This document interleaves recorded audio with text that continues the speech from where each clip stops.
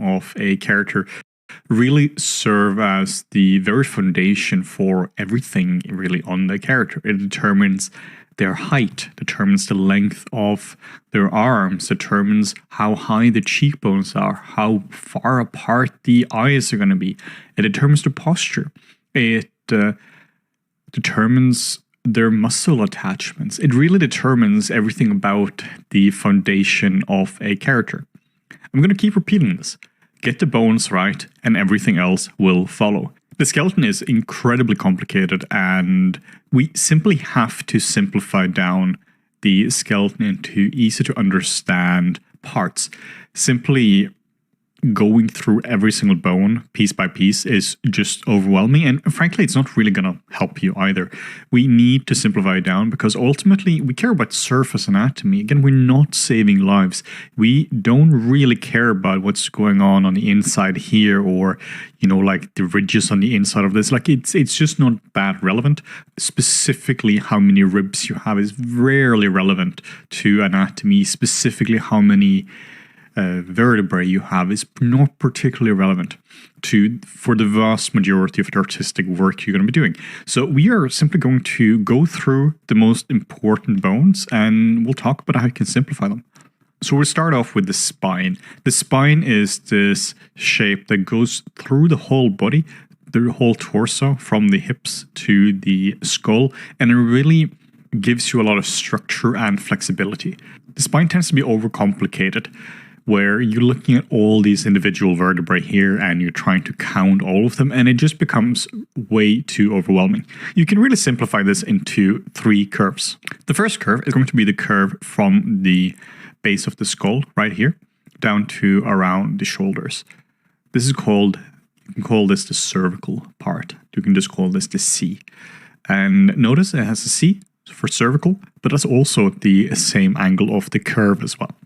And then we have the second curve that is here, and this goes for where the ribcage are. This is called the T, the thoracic part. And then we have the third curve that is the curve that goes here. This is called a lumbar. And this is basically what you have to memorize in terms of the spine, 3 curves. You can also think about the curves here in a different way. I used to think about these curves in the opposite way. So I would do like this and this and this. And the problem here is that you're attaching the head here, you're attaching the ribs here, and you're attaching like the hips like here. So the whole thing gets wrong. So it's really important to just think about these as first it goes this way, then it goes this way, and then it goes this way. And the way I think about this is like first you have the C for cervical. Or what you can do, you can simply just write the parenthesis. You can just write like whatever you want in here.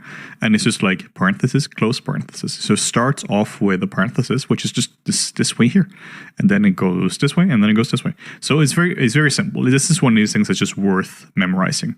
You can also notice here that there is some balance to the whole thing as well. That like if you were to, you have these curves here and really you can just take a straight line through it and it's going to be balanced. So it's really important that the spine is balanced. Also notice how far in it actually goes. If we were to just do a cross section here of it, and you notice here, this actually goes quite far in. Notice this actually goes quite far in. So the spine is not like a thing that's just like, it's not like you have the rib cage here and then the spine just goes like here. No, it goes quite far into it. It's kind of like a trunk going inside the whole thing. So that's really the spine. It goes from up here, then it goes to where the rib cage is, and then it goes to here where the lumbar is as well. And then we have the rib cage. The rib cage is essentially an egg shape. It's like a nice round shape that goes like so, kind of like an egg. It attaches to the spine, and then you can see there's a bit of a cut into it, like here. So that's basically the rib cage. You really should simplify the rib cage into simple to understand shapes, because the rib cage gets complicated, right? This stuff just gets really complicated if you start to go into every single bone. So this is going to be the simplified version of the rib cage. So there is you have the the egg shape here on the front and on the back here as well. Then we do have one main shape here in the center we have to talk about. This is called the sternum. This is where you have one part up here, and then it goes down here, and this is where the ribs connect. So all the ribs are going to be connecting to this one here. Apart from, you see, we have like on the back here, we have like a floating rib here. So 2 floating ribs.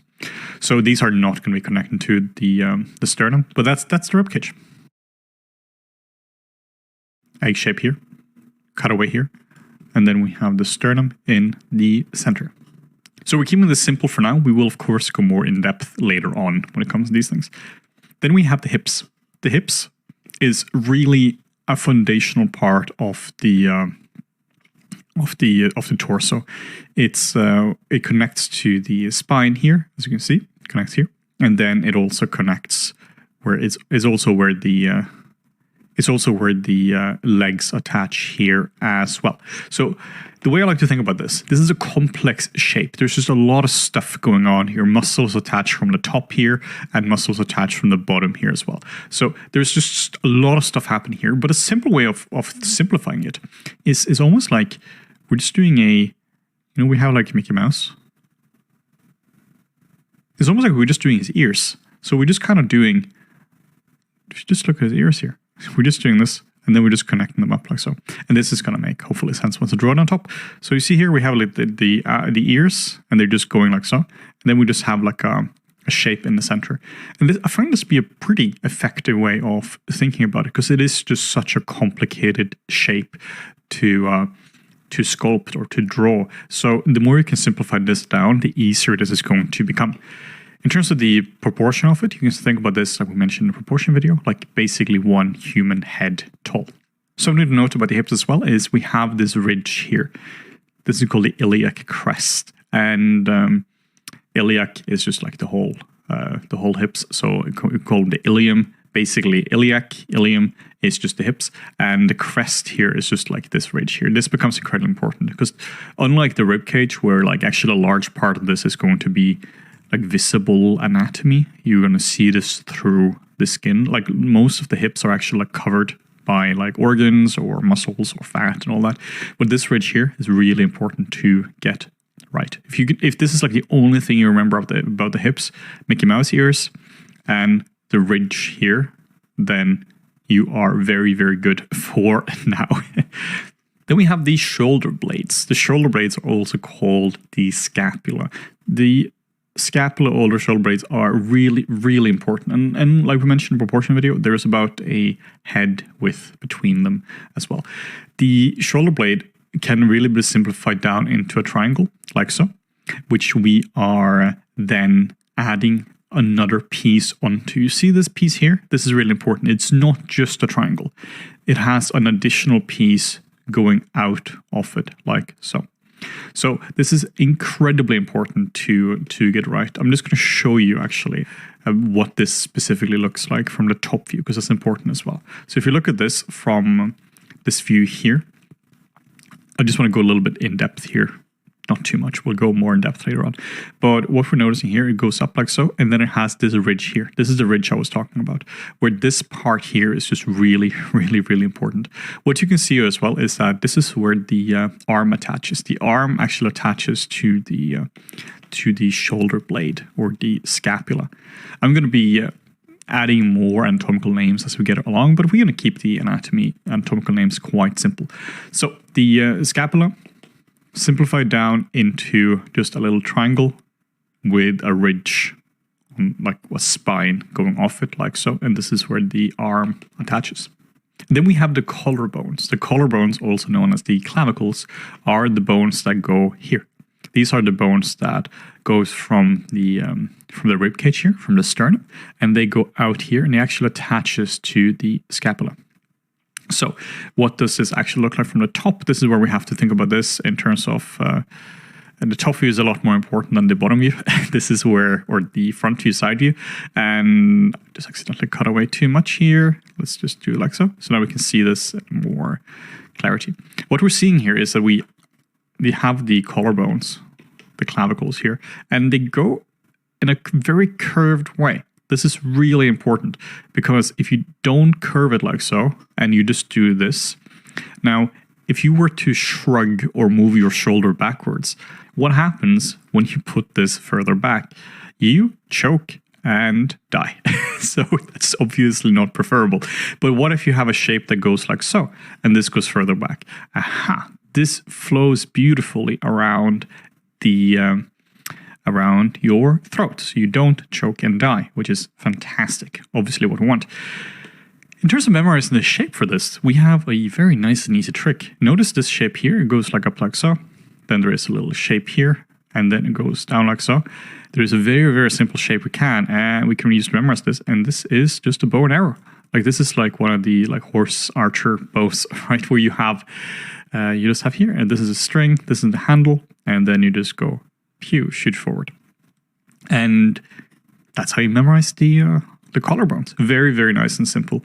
The angle of the collarbones varies a little bit. Some people have collarbones going up like so. Some people have collarbones going down like so. It varies a little bit. This is where you just have to look at reference. Generally, it's generally quite straight. But yeah, the most important part is you do the bow and arrow shape like so. And then we have the skull. The skull really deserves its own video. But in this case, it's just, you can think about this as like just one bone. Technically, it's a lot of bones, but it's just on top of the body. And this has a few notable marks. You have this like basically egg shape here in the back, and then you have the jaw that goes like so. This is like a separate bone. This articulates from like here. Then we have the face part here, like where we have the cheekbones and we have the nose here as well. So we won't really go more in depth about the bone for now because this is just very, very, very complicated. But at least the skull is basically, you can think about this as like one main bony area. The one big difference between the skull and a lot of other parts is that this is so bony. Like this part here, everything here is basically all bone. This is the surface you're going to be seeing. This is all just bone. Same with this, is all just bone. So this is an incredibly important piece to understand when it comes to the bones. If you don't understand the shape of the skull, of the cranium, when you're sculpting a portrait, you know, neck and up, then you are not going to be able to sculpt it. For a lot of things, you kind of cheat it, but for the skull, you really have to, or for the face, you really have to understand the bones.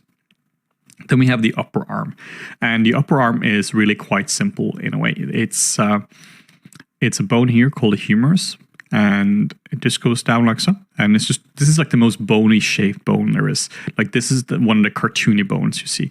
It just goes like so. It has like a nice.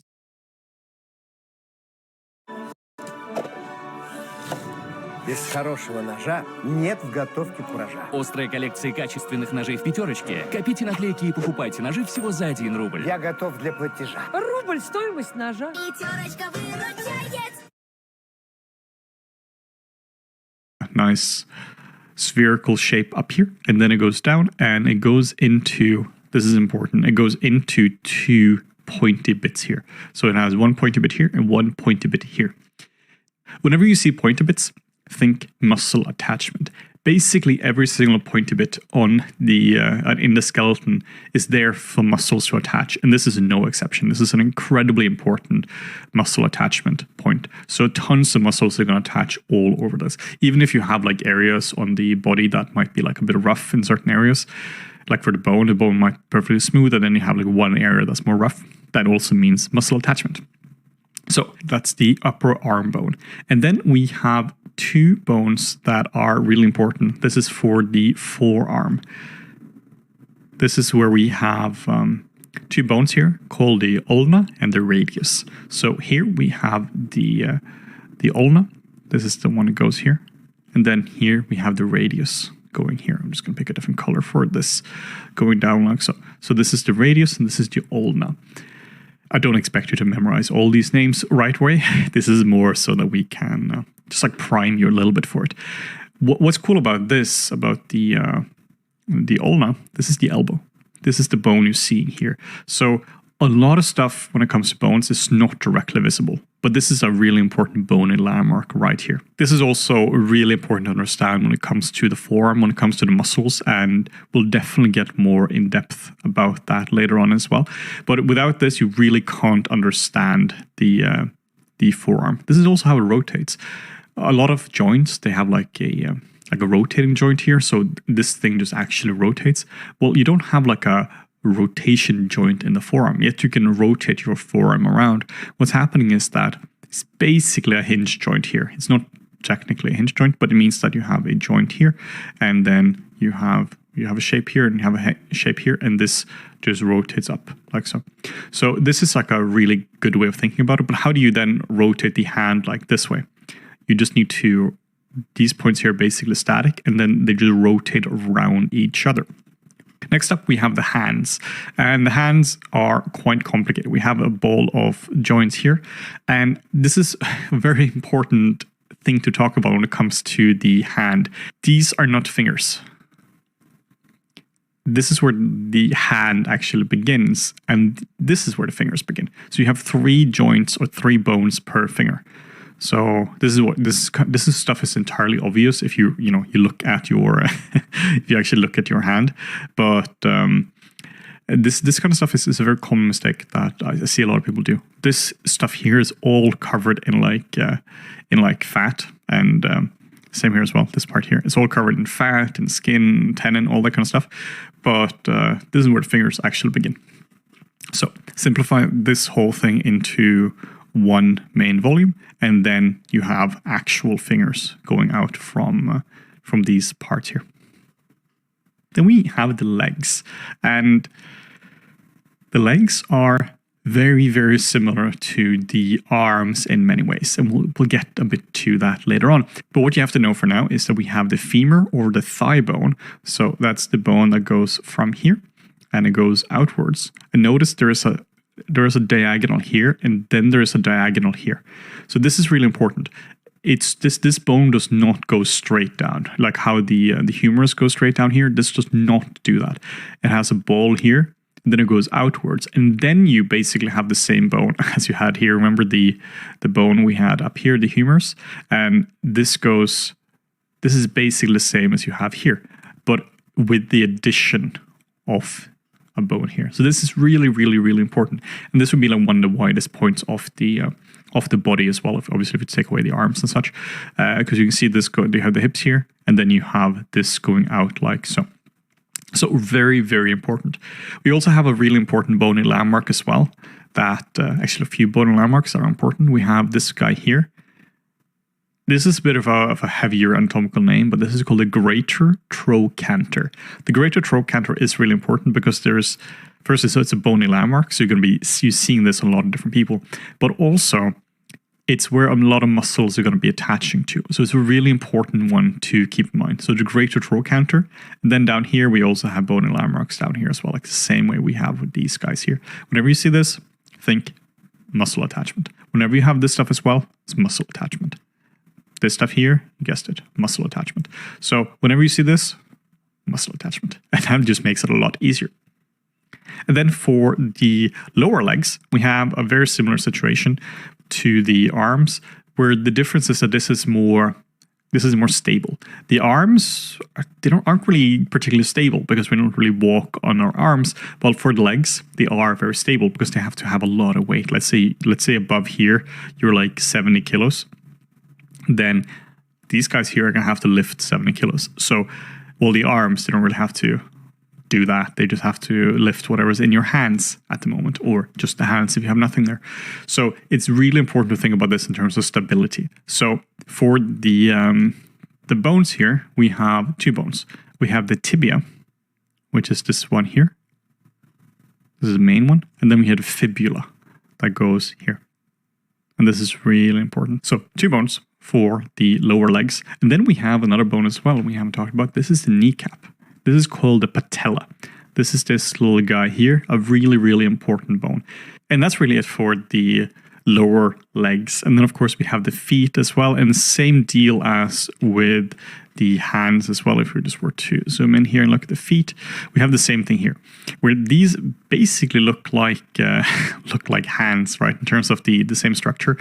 So here we have the heel. This is a bit of a different one. We don't really have a heel on the hand, at least not to the same degree. We have a proper heel here, and whenever you see big pointer bit, think muscle attachment. Might have mentioned this a few times now. So there's going to be muscle attachment here. We also have like the toes here as well. So this whole thing is just like mass. And then we have the toes sticking out of this as well. So that's really it for the bones. As a quick recap here, the important parts we need to keep in mind is obviously the whole of the skull. This one is really important. We have the spine going down here like so. The 3 C's like so, goes down like so. We have the sternum, that's right here. And then we have the ribs going out like so. Remember, this is just an egg with a bit of a cutout into it. We have the hips. And for the hips, you have to remember this one, the iliac crest. And think about the Mickey Mouse ears as well. So this would be, you know, basically these shapes here. And then for the legs, we have the femur that goes out like so, and it goes down like so as well. So diagonals, diagonal down and diagonal down. And then here we have the greater trochanter like so. Really, really important. Then we have the kneecap or the patella. And then we have 2 bones for the lower leg, this one and this one, called a tibia and a fibula. And then we have the same deal with the feet as with the hands. And for the torso here, we have the clavicles here. And remember, we have the sternum in the center like so. Then it goes down like so, and it goes down like so. And then we have a bow and arrow shape here. Obviously, you don't have this one here, but you have the other parts of the bow. So that's this shape here. And then for the back, we still have the spine going through the whole thing. And then we have the scapula, think a triangle, with a attachment going off it. Really, really, really important to have the attachment going on. And this attaches as well up here. This attachment goes up here with the clavicles as well. And then for the upper arm, we have the humerus going down like so into 2 pointer bits, rotates up here. It connects to the scapula. And then we have 2 bones in the forearm called the ulna and the radius. And for the hand, keep in mind that it's the same thing as with the foot. We have 1 main body mass here, and then we have the fingers sticking out of that. So yeah, that's it for the bones.